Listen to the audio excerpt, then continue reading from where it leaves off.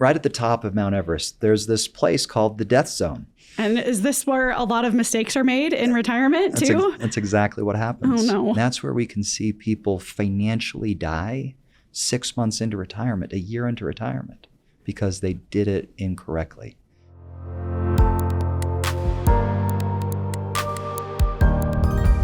So tell me about this summit. Okay. Right? Well, what do we have to do? You said there's a lot of mile markers. Yep. I thought all was well once I retired and I didn't have to think about this anymore. What are people missing maybe? So at the summit, if we go back to our Mount Everest story. Yeah. So right at the top of Mount Everest, there's this place called the Death Zone, which is aptly named because that's where a lot of deaths occur on Mount Everest. And is this where a lot of mistakes are made in retirement too? That's exactly what happens. Oh, no. Yeah. And where those mistakes are made in retirement is in missteps, retiring too early, retiring without enough assets set aside for retirement, drawing Social Security prematurely. My wife and I, we have a 2-year age difference. And so if I were to retire, if she retired, that's going to make sure that one of us is on Medicare prior to the other individual being able to have health care coverage. So not having proper health care coverage, drawing down retirement accounts too quickly, or drawing from the wrong accounts can be a major misstep. And that's where we can see people financially die 6 months into retirement, a year into retirement, because they did it incorrectly. I had a individual come to me this is probably 6-7 years ago. The husband and wife, they had done really well for themselves. The husband was a doctor. They had always made really good money, and they had set aside over $1 million for their retirement accounts. Well, when they retired, they went and they pulled all their money out of their 401k. They paid off their house that had a 3.5% mortgage. They paid off a cabin. They went and bought themselves new vehicles because they deserved it. It was their retirement gift to each other. Absolutely. This is exactly what you should do. Well, they went and did all of that using retirement money. And then they went to their accountant. And their accountant informed them that they had a $400,000 tax bill because of all the money they had pulled out of their retirement. Well, they came and then met with me at their accountant's recommendation. And unfortunately, they had done this 6-7 months before they ever met with me. And they said, Stephen, can we undo this decision? And Kristalina, and unfortunately, there was nothing I could do for them. And now, we still tried to help them. We walked through. They had to end up taking out a secondary mortgage on their home. Husband went back to work. But in less than 6 months of retirement, something they had worked 40 years to get to, they completely blew up their financial plan, and it was devastating. And so you've got to make sure that if you're making these big decisions, get people on your team to help you get a second set of eyes to make sure you're doing it properly. Okay. I love that. So you've mentioned retiring too early, drawing on Medicare too late, too early, all the things, right? So in this dead zone, do I just need to be meeting those 8 times a year with my team, or what does that really look like? I actually, so we flew up this morning to Salt Lake, and I sat by the kindest gentleman next to me. His name is Tom. And he was telling me these stories about how he likes to travel and how when he retired, he took an African safari. But then he also told me that he was working. I'm like, wait. Are you retired or are you working? And he's like, no, I'm working. I'm like, but you retired. He's like, yes. I'm like, okay. Why did you retire and then start working? He said, you know what?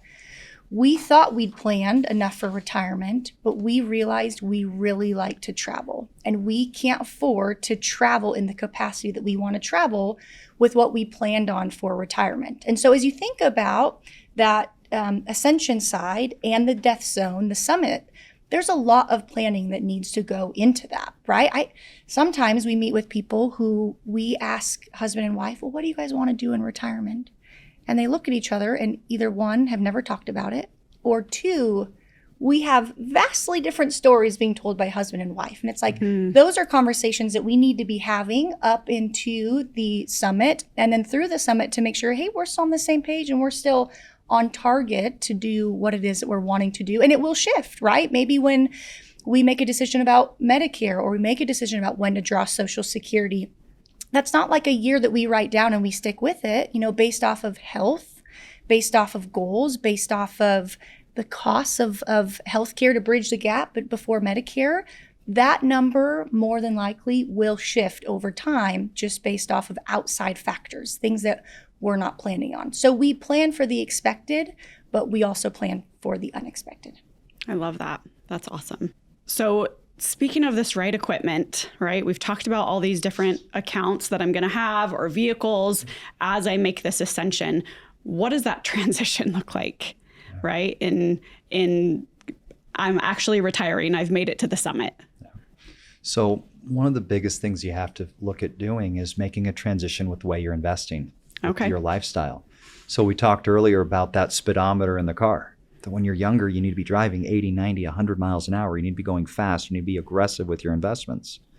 But as you're getting closer to the exit, as you're getting closer to retirement, as you're getting to that summit, we got to start dialing back your risk. We got to slow you down. And so that would mean a reallocation of how you're invested. You need to change your focus from being purely on growth and accumulation to preservation and to income. So you've got to make that change. And that's an important decision, again, that can be done on your own with some research or through working with a financial advisor. But you've got to change the way you're investing. Another thing that you have to do as you're hitting that summit is to look at when are you going to start your Social Security? When are you going to start Medicare? The earliest you can start Social Security is at age 62.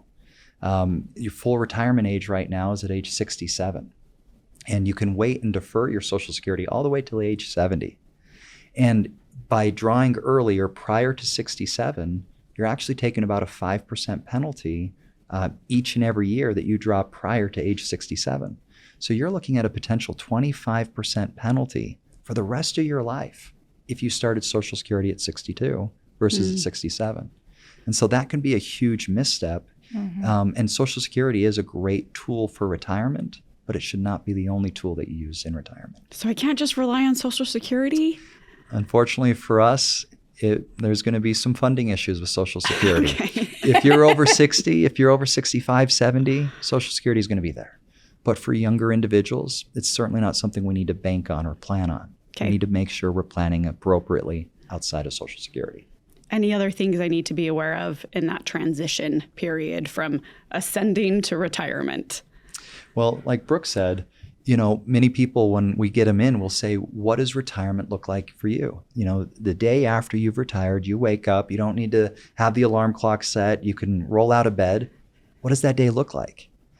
Well, if it's, I'm going to sit in front of the TV and watch, my favorite news channel for the next 9 hours, we've got a problem. And so we want to make sure that people have a plan when they retire, that it's not they're retiring just for the sake of retiring, that they want to have goals and things that they can continue to do, because those people that retire and then just sit at home, they're the ones that, unfortunately, we get a call from their spouse 6 months, a year later saying that they passed away. And it's just something we want to make sure that they're finding joy and being fulfilled in retirement, just like they have been while they've been working. Yeah, love that. What are your thoughts, Brooke?